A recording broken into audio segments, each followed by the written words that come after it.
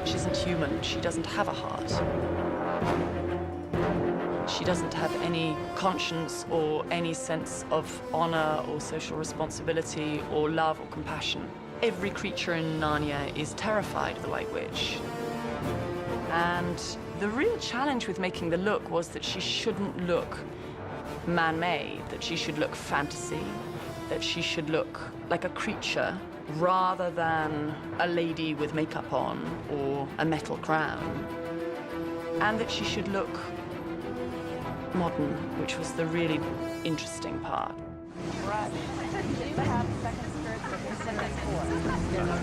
I was interested in thinking about my favorite sort of fantasy cinematic beauties, and I thought a lot about La Belle et la Bête, and I thought a lot about the magical witches in The Wizard of Oz, for example, the Good Witch, because the important thing about the White Witch is that she has to be attractive in some way. I mean, she can become repellent at certain points, but Edmund's no fool. She has to actually touch him in some way and be somebody he wants to be around.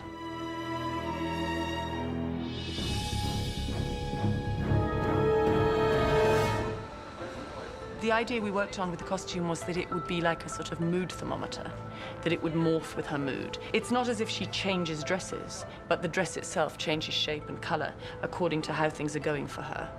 We broke her character down into 7 changes. We start when we first see her. She has no idea that there's any threat to her world, and she comes across this human. She's in a beautiful state of ice. She's in her sleigh. She's in the snow. We move the second time to the dungeon. In the dungeon, her dress fills out into what we call the full Monty, and it changes into exactly the environment of her castle. And as the children enter, and as her power starts to disappear, we start to see her whole silhouette melt, and her colors get grayer, and she starts to lose her crown. Is about 50% now. And from there, we go to the White Witch's camp. And now her dress is completely bottom heavy. It's gone into a deeper gray smoke color, and her crown is smaller and smaller. The next scene is Aslan's camp, where she comes in professed as the Queen of Narnia in all her glory, carried by her 4 Cyclops, and her dress shoots out again, and she's in platinum. It's like her coronating herself again. From there, we move to the execution, or the stone table, where she is in midnight blue with a black rooster on her shoulder, which is a bit ritualistic, which is what the whole scene is about. And then she becomes a warrior and goes into battle. Tawny and Byzantine and brutal. And there's no hint of snow or femininity or softness. That Marie Antoinette beauty is gone. Thank you, monsieur.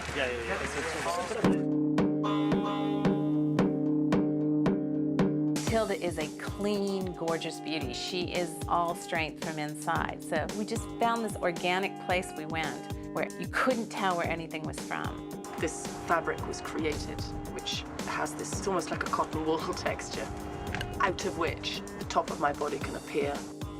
We made the fabric, we made the lace, we sewed it on the machine and burnt out the back of it and hand stitched it on. We made them all here in our workshop. What makes it otherworldly is just, you don't really know what it is. You can't really see. And sometimes you can look like, there were times when you felt like you could see right through her when she was in the snow, like a puff of dust or cloud. I wanted everything that she wore to feel like it had come from the land somewhere. She, being a magical individual and fantasy individual, would just take her hand and take a waterfall and just go make a dress out of a waterfall.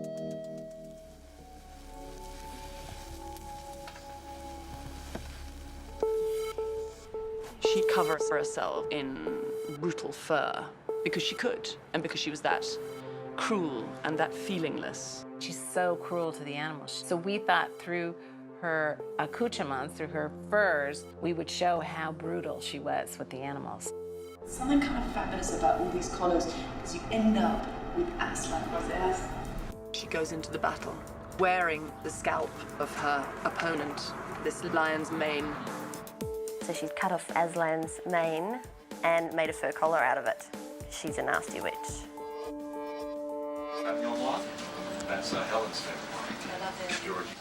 Welcome. So I gave her a bottle of something. And to the world of extreme drag.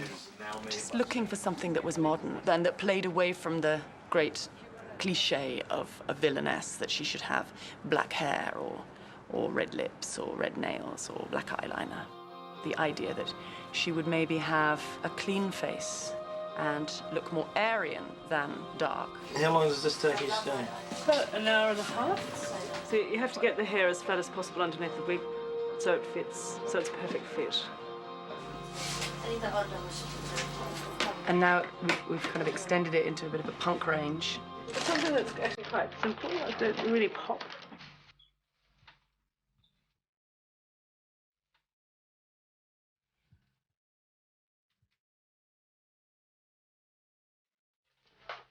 Carl tilled his own hair, and then we spray with a really powerful hairspray. It takes 7 weeks to wash out. That's how you get the integration? Yeah.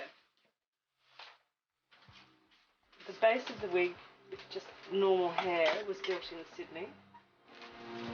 And then the front of it was dressed in skewers, in bamboo skewers, like for kebabs. 2,000 skewers. But we wanted to create the effect that it just sits by itself. Yeah, this is just a horse, so... Tilda Swinton would never sacrifice costume for comfort.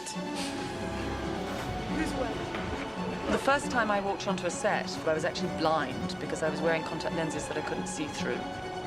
And then we changed to contact lens. Oh, it's you! I did wear some extremely unwieldy boots, which made it an interesting day every day, particularly when I had to walk down steps or go through small doorways.